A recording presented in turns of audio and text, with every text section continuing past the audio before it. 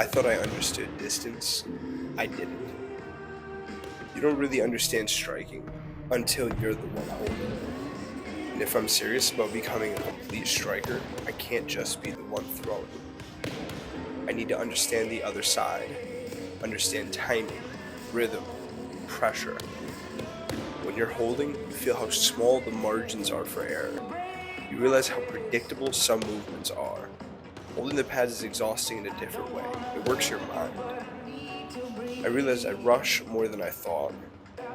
If I'm going to build a complete hybrid striker, I need both perspectives. There's more I need to fix.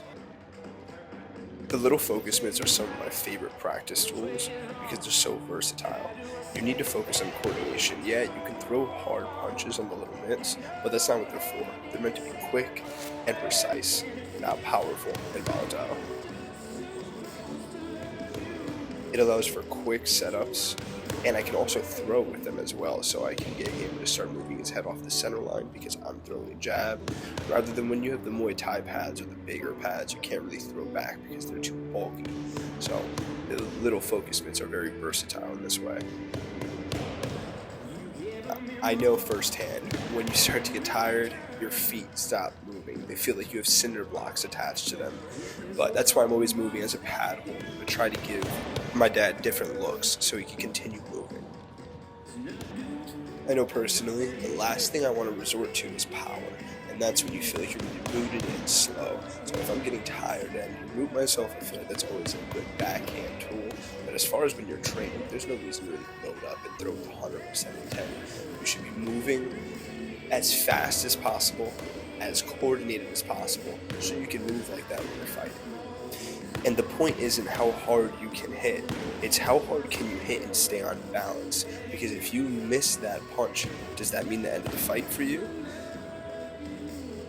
So this is where knowing who you're holding for really helps. So because me and my dad talk endless hours on punching, I know that he really wants to work on his uppercuts, so I get to give him combinations that emphasize the uppercuts. So that's just a shout out to making sure that your training partner / coach know what you need and tailor it to you. That's the most important part about martial arts, is really making it digestible.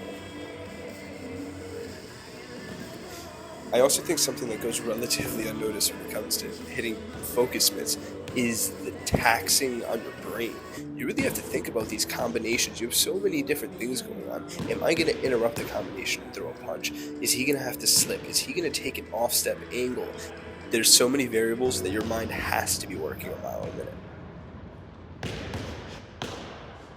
That's why it's important to vary up your workouts, so you're not just hitting the bags, you're not just sparring, you're not just hitting focus mitts, you're incorporating each one of them and taking the advantages of each one of them as well.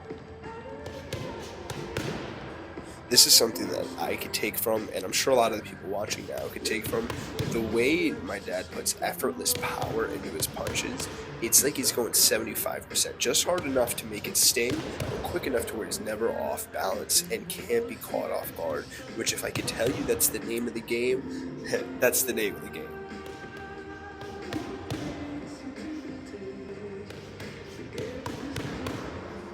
Thank you guys for watching.